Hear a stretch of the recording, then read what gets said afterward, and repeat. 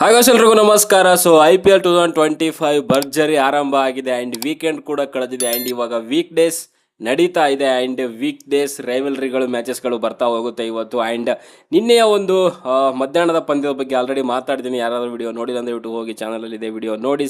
ನಮ್ಮ SRH versus RR and ಈ ಇಬ್ಬರು ತಂಡಗಳು ಕೂಡ ಬ್ಯಾಟಿಂಗಲ್ಲಿ ಧ್ವಂಸ ಮಾಡಾಕಿದ್ರು ಅಂತ ಹೇಳ್ತೀನಿ ಬೌಲರ್ಸ್ಗಳಿಗೆ. ಅದರಲ್ಲೂ ಮುಖ್ಯವಾಗಿ ನಮ್ಮ SRH ಅಲ್ಲಿ ಇಶಾನ್ ಕಿಶನ್ ಮೊದಲ ಸೆಂಚುರಿ. ಸೊ ಈ ಒಂದು IPL ಅಲ್ಲಿ ಅದ್ಭುತವಾಗಿ ಆಡಿದ್ರು ಆ್ಯಂಡ್ SRH ಅವರಂತೂ ಯಾವ ಒಂದು ಪಿಚ್ಚಲ್ಲೂ ಕೂಡ ಇದೇ ರೀತಿಯಲ್ಲಿ ಆಡ್ತಾರೆ. ಆ್ಯಂಡ್ ನನಗೆ ಒಂದು ಕ್ಯೂರಿಯಾಸಿಟಿ ಇರೋದೇನು ಅಂತಂದರೆ, ನಿನ್ನೆ ಫಸ್ಟ್ ಪಂದ್ಯದಲ್ಲಿ 6 ರೇಂಜಿಗೆ ಬ್ಯಾಟಿಂಗ್ ಆಡಿದ್ರು ಆ್ಯಂಡ್ ಸೆಕೆಂಡ್ ಪಂದ್ಯದಲ್ಲಿ ಸೊ ಅಲ್ಲಿಂದರೆ 150 ಹೊಡೆಯೋಕ್ಕೆ ತಿನ್ಕಾಡ್ತಾ ಇದ್ರು ಮುಂಬೈ ಇಂಡಿಯನ್ಸ್ ಅವರು ಆ್ಯಂಡ್ SRH ಅವ್ರಿಗೆ. ಸೊ ಈ ಒಂದು CSK ಚೇಪಾಕ್ ಪಿಚ್ಚಲ್ಲಿ ಸೊ ಯಾವ ರೀತಿಯಲ್ಲಿ ಆಡ್ತಾರೆ ಅನ್ನೋದು ನಾನಂತೂ ನೋಡ್ಲಿಕ್ಕೆ ಕುತೂಹಲವಾಗಿ ಕಾಯ್ತಾ ಇದ್ದೀನಿ.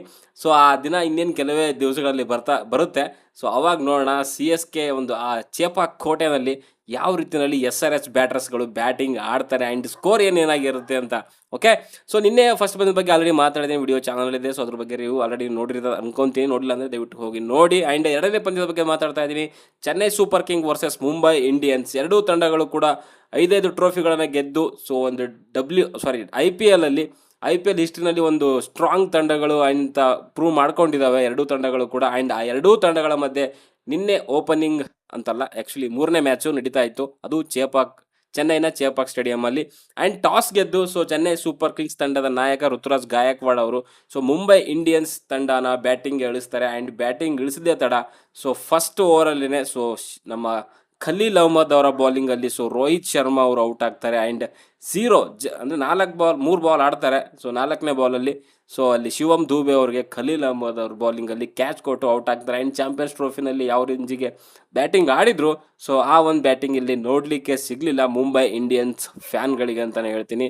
ಅದ್ರ ಜೊತೆಗೆ ಸೊ ರಿಕಲ್ಟನ್ ಸ್ವಲ್ಪ ಒಂದು ಕೆಲವು ಶಾಟ್ಗಳು ತುಂಬ ಚೆನ್ನಾಗಿ ಆಡಿದ್ರು. ರಿಕಲ್ಟನ್ 3 ಬೌಂಡ್ರಿ ಸೂಪರಾಗಿ ಹೊಡೆದ್ರು. ಆ್ಯಂಡ್ ಮೇ ಬಿ ಒಂದು ದೊಡ್ಡ ಇನ್ನಿಂಗ್ಸ್ ಆಡ್ತಾರೆ ಅಂತ ಅಂದ್ಕೊಳ್ಳೋಷ್ಟೊತ್ತಿಗೆ ಸೊ ಇನ್ಸೈಡ್ ಎಡ್ಜ್ ಆಗಿ ಖಲೀಲ್ ಅಹ್ಮದ್ ಅವರ ಬೌಲಿಂಗಲ್ಲಿ ಸೊ ಅವರು ಕೂಡ ಬೋಲ್ಟ್ ಆಗ್ತಾರೆ.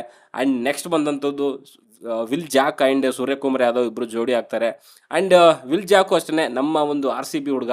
ಸೊ RCBಯಿಂದ ಸೊ ಮುಂಬೈ ಇಂಡಿಯನ್ಸಿಗೆ ಹೋಗಿದ್ದಾರೆ. ಮೇ ಬಿ ಅವರು ಆಡ್ಬೋದು ಅಂತ ಅಂದ್ಕೊಂಡಿದ್ದೆ. 1-2 ಬೌಂಡ್ರಿ ಕೂಡ ತುಂಬ ಚೆನ್ನಾಗಿ ಮಾಡಿದ್ರು, ಬಟ್ ಇಲ್ಲ, ಅವರು ಕೂಡ ಜಾಸ್ತಿ ಹೊತ್ತು ನಿಲ್ಲಿಲ್ಲ. ಅಗೇನ್ ನಮ್ಮ ಲೋಕಲ್ ಬಾಯ್ ಅಶ್ವಿನ್ ಅವರ ಒಂದು ಬೌಲಿಂಗಲ್ಲಿ ಶಿವಮ್ ದೂಬೆ ಅವರಿಗೆ ಸೊ ಒಂದು ಕ್ಯಾಚ್ ಕೊಟ್ಟು ಔಟ್ ಆಗ್ತಾರೆ.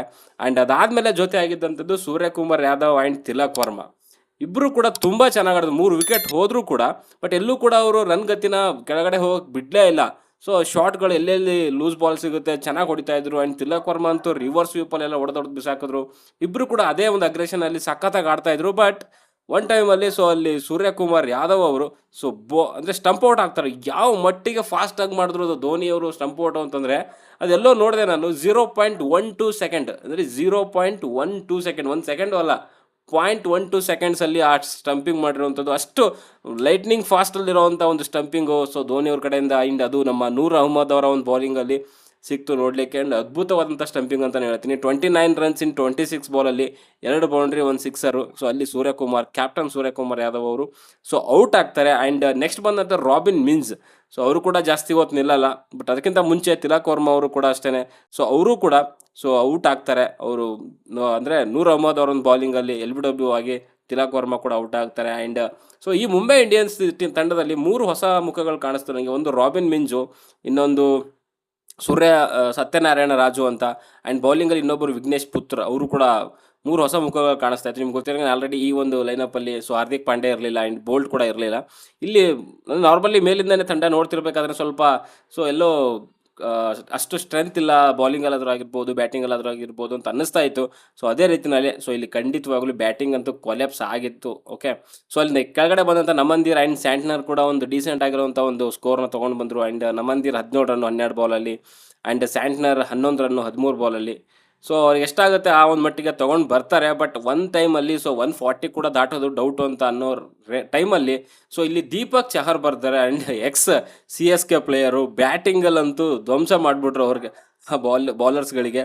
So 28 run in 15 ball, 2 boundary 2 sixer ಸಖತ್ತಾಗಿ ಮಾಡಿದ್ರು. ಆ್ಯಂಡ್ ಅಗ್ರೆಷನ್ ಚೆನ್ನಾಗಿತ್ತು ಅವ್ರದ್ದು. ಮೇ ಬಿ CSK ನನ್ನನ್ನು ಬಿಟ್ಬಿಟ್ರು ಅಂತ ಈ ರೇಂಜಿಗೆ ಏನಾದರೂ ಅಗ್ರೆಷನ್ ತೋರಿಸಿದ್ರೆ ಗೊತ್ತಿಲ್ಲ. ಬಟ್ ಬ್ಯಾಟಿಂಗಲ್ಲೂ ಅಗ್ರೆಷನ್ ಇತ್ತು, ಅವರ ಒಂದು ಫಿಸಿಕಲ್ ಹಾವಭಾವದಲ್ಲೂ ಕೂಡ ಅಗ್ರೆಷನ್ ಕಾಣಿಸ್ತಾ ಇತ್ತು, ಆ್ಯಂಡ್ ವಿಕೆಟ್ ತೊಗೊಂಡಾಗೂ ಕೂಡ ಒಂದು ಅಗ್ರೆಷನ್ ಕಾಣಿಸ್ತಾ ಇತ್ತು. ಮೇ ಬಿ ಒಂದು ಸ್ಟೇಟ್ಮೆಂಟ್ ಕೊಡುವಂಥ ಪ್ರಯತ್ನ ಮಾಡ್ತಾಯಿದ್ರು ಅಂತ ಅನಿಸುತ್ತೆ.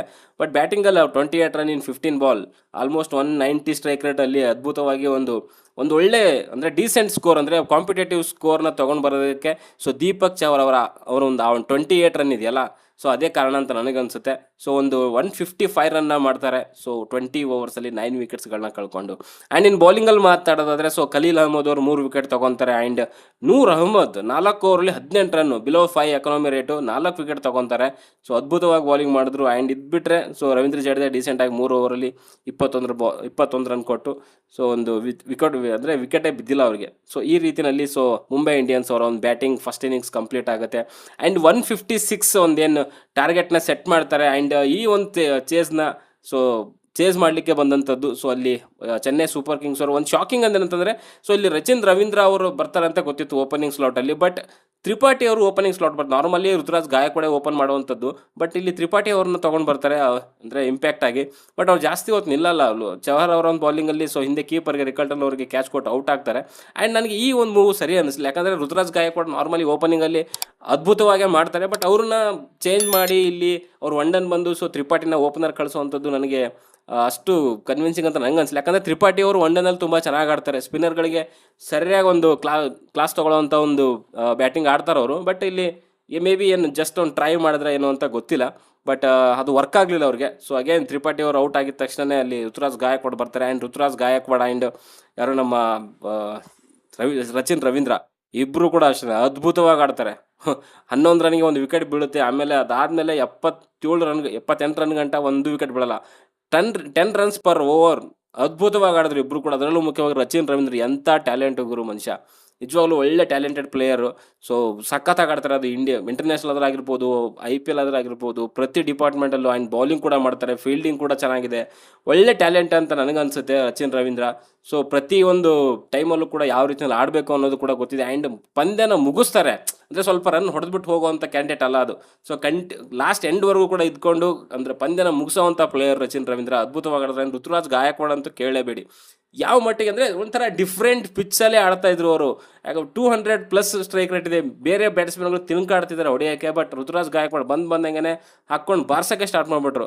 ಸೊ 53 ರನ್ಸ್ನ ಹೊಡಿತಾರೆ 26 ಬಾಲಲ್ಲಿ. ಆ್ಯಂಡ್ ಒಳ್ಳೆ ರೀತಿಯಲ್ಲಿ ಆಡ್ತಿದ್ದ ಋತುರಾಜ್ ಗಾಯಕ್ವಾಡ್ ಅವರಿಗೆ ಔಟ್ ಎತ್ತಿದ್ದಂಥದ್ದು ವಿಘ್ನೇಶ್ ಪುತ್ತೂರ್ ಅಂತ. ಆ್ಯಂಡ್ ಇವ್ರು ಕೇರಳದವರು. ನಾನು ಪುತ್ತೂರ್ ಅಂದ ತಕ್ಷಣ ಇಲ್ಲೇ ನಮ್ಮ ಕರ್ನಾಟಕದ ಪುತ್ತೂರವ್ರು ಅನ್ಕೊಂಡಿದ್ದೆ. ಬಟ್ ವಿಘ್ನೇಶ್ ಪುತ್ತೂರ್ ಕೇರಳದವರು, ಸರ್ಚ್ ಮಾಡಿದ್ಮೇಲೆ ಗೊತ್ತಾಯಿತು.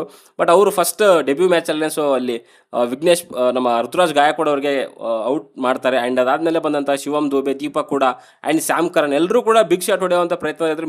ಮೇ ಬಿ ಬೇಗ ಮ್ಯಾಚ್ನ ಮುಗಿಸ್ಬೇಕು ಅನ್ನೋ ಒಂದು ಇದರಲ್ಲಿದ್ದರು, ಇಂಟೆನ್ನಲ್ಲಿ ಇದ್ರು ಅಂತ ಅನಿಸುತ್ತೆ. ಸೊ ಅದಕ್ಕೋಸ್ಕರನೇ ಶಿವಮ್ ದುಬೆ, ದೀಪಕ್ ಕೂಡ, ಸ್ಯಾಮ್ ಕರನ್ ಎಲ್ಲರೂ ಕೂಡ ಬಿಗ್ ಶಾಟ್ ಹೊಡೆಯೋಕ್ಕೆ ಹೋಗಿನೇ ಔಟ್ ಆಗಿರೋವಂಥದ್ದು. ಆ್ಯಂಡ್ ಎಲ್ಲರೂ ಔಟ್ ಆಗಿರೋವಂಥದ್ದು ನಮ್ಮ ವಿಘ್ನೇಶ್ ಪುತ್ತೂರ್ ಅವ್ರಿಗೇನೆ. ಸ್ಯಾಮ್ ಕರನ್ಗೆ ವಿಲ್ ಜಾಕ್ ಅವರು ವಿಕೆಟ್ ಎತ್ತಾರೆ. ಆ್ಯಂಡ್ ಒಂದು ಸರ್ಪ್ರೈಸಿಗೆ ಏನಂತಂದರೆ ನಿನ್ನೆ ವಿಲ್ ಜಾಕ್ ಅವ್ರ ಕಡೆಯಿಂದ 4 ಓವರ್ ಮಾಡಿಸ್ತಾರೆ. ಅದ್ಭುತ. ಅವರು ಒಂದು ಡೀಸೆಂಟಾಗಿ ಮಾಡಿದ್ದಾರೆ. 4 ಓವರಲ್ಲಿ 32 ರನ್ನು ಆ್ಯಂಡ್ ಒಂದು ವಿಕೆಟ್ ಕೂಡ ತೊಗೊತಾರೆ. ಆ್ಯಂಡ್ ಈ ಒಂದು 4 ವಿಕೆಟು ಬೇಗ ಔಟ್ ಹಾಕಿದ ತಕ್ಷಣ ನೆಕ್ಸ್ಟ್ ಬಂದಂಥದ್ದು so Ravindra and Ravindra Jadeja. So ಇಬ್ಬರು ಸೇರಿಕೊಂಡು ಆ ಒಂದು ತಂಡನ ಒಂದು ದಡ ಅಂತೂ ಸೇರಿಸ್ತಾರೆ. ಬಟ್ ಮಧ್ಯದಲ್ಲಿ ಇನ್ನೂ 4 ರನ್ ಬೇಕಾದಾಗ ಸೊ ರವೀಂದ್ರ ಜಡೇಜಾ ಅವರು ರನ್ ಔಟ್ ಆಗ್ತಾರೆ. ಆ್ಯಂಡ್ ನೆಕ್ಸ್ಟ್ ಬಂದಂಥದ್ದು ಸೊ MS ಧೋನಿ ಅವರು. ಇನ್ನೂ 4 ರನ್ ಬೇಕಾಗಿರುತ್ತೆ. ಸೊ ಇನ್ನೂ 8 ಬಾಲಲ್ಲಿ ಸೊ ಅವಾಗ ಧೋನಿ ಬರ್ತಾರೆ. ನಾರ್ಮಲಿ ಗೊತ್ತಲ್ಲ, ಅವ್ರು ಜಾಸ್ತಿ ಇವಾಗ ಬ್ಯಾಟಿಂಗ್ ಆಡ್ತಿಲ್ಲ, ಜಸ್ಟ್ ಕೀಪಿಂಗ್ ಅಷ್ಟೇ. ಎಲ್ಲರೂ ರಿವರ್ಸ್ ಇವ್ರದ್ದು. ಎಲ್ಲರೂ ಕೂಡ ಬ್ಯಾಟಿಂಗ್ ಆಡಿ ಡಗೌಟಲ್ಲಿ ಕೂತ್ಕೊಂಡ್ರೆ, ಬಟ್ ಇವರು ಫೀಲ್ಡಿಂಗ್ ಮಾಡಿ ಡಗೌಟಲ್ಲಿ ಕೂತ್ಕೊಂಡ್ಬಿಡ್ತಾರೆ. ಬ್ಯಾಟಿಂಗ್ ಬರೋದಿಲ್ಲ. ಯಾವಾಗ ರವೀಂದ್ರ ಜಡೇಜಾ ಔಟ್ ಆಗ್ತಾರೆ ಸೊ ಆವಾಗ ಬರುವಂಥದ್ದು ಧೋನಿ. ಪಾಪ ರವೀಂದ್ರ ಜಡೇಜಾಗೆ ಏನು ಪಾಪ ಮಾಡಿದಾರೋ ಗೊತ್ತಿಲ್ಲ. ರವೀಂದ್ರ ಜಡೇಜಾ ಔಟ್ ಆಗಿ ಹೋಗೋ ಟೈಮಲ್ಲಿ CSK ಫ್ಯಾನ್ಸ್ಗಳು ಸೆಲೆಬ್ರೇಟ್ ಮಾಡ್ತಾರೆ, ಕೂಗಾಡ್ತಾರೆ. ಅಂದರೆ ಧೋನಿ ಬರ್ತಿರೋ ಟೈಮಲ್ಲಿ. ಸೊ ಅದು ಪ್ರತಿ ಇಯರ್ ಇದೇ ಆಗ್ತಿರೋವಂಥದ್ದು. ಸೊ ಧೋನಿ ಅಂದರೆ 2 ಬಾಲ್ ಸಿಗುತ್ತೆ ಅವ್ರಿಗೆ, ಬಟ್ ಯಾವುದು ರನ್ ಮಾಡಲ್ಲ ಅವರು. ಸೊ ನೆಕ್ಸ್ಟ್ 20th ಓವರಲ್ಲಿ ಸೊ ಫಸ್ಟ್ ಬಾಲಲ್ಲೇ ಸೊ ಅಲ್ಲಿ ನಮ್ಮ ಸ್ಯಾಂಟ್ನರ್ ಅವರ ಒಂದು ಬೌಲಿಂಗ್ ರವೀಂದ್ರ 4 ರನ್ ಬೇಕಾದಾಗ ಒಂದು 6ನ ಹೊಡೆದ್ಬಿಟ್ಟು ಸೊ ಮ್ಯಾಚ್ನ ಕಂಪ್ಲೀಟ್ ಮಾಡ್ತಾರೆ. And so Chennai super Kings 4 ವಿಕೆಟ್ಗಳ ಒಂದು ಭರ್ಜರಿ ಜಯ ಗೆಲ್ಲುತ್ತೆ ಅಂತಲೇ ಹೇಳ್ತೀನಿ. ಆ್ಯಂಡ್ 5 ಬಾಲ್ಗಳ ಒಂದು ಸ್ಪೇರ್ ಆಗಿ ಇಟ್ಕೊಂಡು. ಓಕೆ, ಸೊ ಈ ರೀತಿಯಲ್ಲಿ CSK ಒಂದು ಬ್ಯಾಟಿಂಗ್ ಇತ್ತು. ಆ್ಯಂಡ್ ರವೀಂದ್ರ ಅವರು ಅದ್ಭುತವಾಗಿ ಆಡಿದ್ರು. ಆ್ಯಂಡ್ ನೂರ್ ಅಹ್ಮದ್ ಅವ್ರಿಗೆ ಮ್ಯಾನ್ ಆಫ್ ದಿ ಮ್ಯಾಚ್ ಕೊಡ್ತಾರೆ. ಆ್ಯಂಡ್ ಅದ್ಭುತವಾಗಿ ಬೌಲ್ ಮಾಡ್ತಾರೆ. ಯಾಕಂದರೆ 4 ವಿಕೆಟು ಸೊ 5 ರನ್ನು ಅವರು ಸೊ 18 ರನ್ನು ಅಂದರೆ ಬಿಲೋ ಒಂದು 5 ಎಕಾನಮಿ ರೇಟ್ ಇರುತ್ತೆ.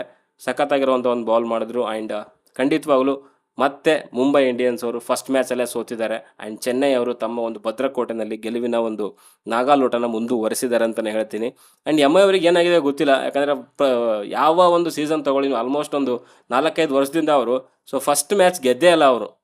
ಸೊ ಈ ಥರದಲ್ಲಿದ್ದಾರೆ. ಬಟ್ ಕಂಬ್ಯಾಕ್ ಮಾಡ್ತಾರೆ ಖಂಡಿತವಾಗ್ಲೂ. ಮುಂಬೈ ಇಂಡಿಯನ್ಸ್ ಅವ್ರನ್ನ ಖಂಡಿತವಾಗ್ಲೂ ಅಂಡರ್ ಎಸ್ಟಿಮೇಟ್ ಮಾಡ್ಲಿಕ್ಕೆ ಆಗಲ್ಲ. ಸೊ ಅವರು ಕಂಬ್ಯಾಕ್ ಮಾಡೋದ್ರಲ್ಲಿ ಮಾಡಿಸಿದಂಥ ತಂಡ ಖಂಡಿತವಾಗ್ಲೂ ಕಂಬ್ಯಾಕ್ ಮಾಡ್ತಾರೆ. Hardik Pandya next match. And bolt ನಮ್ಮ ಇವರು ಜಸ್ಪ್ರೀತ್ ಬುಮ್ರಾ ಅವ್ರು ಯಾವಾಗ ಬರ್ತಾರೋ ಗೊತ್ತಿಲ್ಲ. ಫ್ಯೂ ಮ್ಯಾಚಸ್ ಅಂತ ಹೇಳಿದ್ದಾರೆ, ಬಟ್ ಎಷ್ಟು ಮ್ಯಾಚು, 4 ಮ್ಯಾಚಾ 5 ಮ್ಯಾಚಾ, ಯಾವಾಗ ಕಂಬ್ಯಾಕ್ ಮಾಡ್ತಾರೋ ಗೊತ್ತಿಲ್ಲ. ಆ್ಯಂಡ್ ಬುಮ್ರಾ ಬಂದಾದಮೇಲೆ ಖಂಡಿತವಾಗ್ಲೂ ಅವ್ರಿಗೆ ಒಂದು ಬೌಲಿಂಗ್ ಯೂನಿಟಲ್ಲಿ ಬಲ ಬಂದಂಗೆ ಆಗುತ್ತೆ. ಆ್ಯಂಡ್ ಹಾರ್ದಿಕ್ ಪಾಂಡ್ಯ ಬಂದಾದಮೇಲೆ ಒಂದು ಬ್ಯಾಲೆನ್ಸ್ ಕಾಣಿಸುತ್ತೆ. ಬ್ಯಾಟಿಂಗಲ್ಲಾದ್ರೂ ಆಗಿರ್ಬೋದು, ಬೌಲಿಂಗಲ್ಲಿ ಒಂದು 3-4 ಓವರ್ ಹಾಕೇ ಹಾಕ್ತಾರೆ ಮಿನಿಮಮ್ ಆಗಿ. ಸೊ ಅವ್ರು ಬಂದಾದಮೇಲೆ ತಂಡದಲ್ಲಿ ಒಂದು ಬೌಲಿಂಗಲ್ಲಾದ್ರೂ ಆಗಿರ್ಬೋದು, ಬ್ಯಾಟಿಂಗಲ್ಲಾದ್ರೂ ಆಗಿರ್ಬೋದು, ಇನ್ಕ್ಲೂಡಿಂಗ್ ಒಂದು ಅಟ್ಮಾಸ್ಫಿಯರಲ್ಲೇ ಒಂಥರ ಸ್ಟ್ರೆಂತ್ ಬಂದಂಗೆ ಆಗುತ್ತೆ. ಸೊ ನೆಕ್ಸ್ಟ್ ಮ್ಯಾಚಿಂದ ಮೇ ಬಿ ಅವರು ಕೂಡ ಕಂಬ್ಯಾಕ್ ಮಾಡ್ತಾರೆ ಅಂತ ಅನಿಸುತ್ತೆ. ಓಕೆ, ಸೊ ಸದ್ಯಕ್ಕೆ ಈ ವಿಡಿಯೋದಲ್ಲಿ ಅಷ್ಟೇ. ವಿಡಿಯೋ ಇಷ್ಟ ಲೈಕ್ ಮಾಡಿ, ಶೇರ್ ಮಾಡಿ, ಚಾನಲ್ ಸಬ್ಸ್ಕ್ರೈಬ್ ಮಾಡ್ಕೊಳ್ಳಿ ಅಂತ ಹೇಳ್ತಾ ಮುಂದಿನ ವಿಡಿಯೋದಲ್ಲಿ ಸಿಗೋವರೆಗೂ ಛಾ ಬೈ ಬಾಯ್.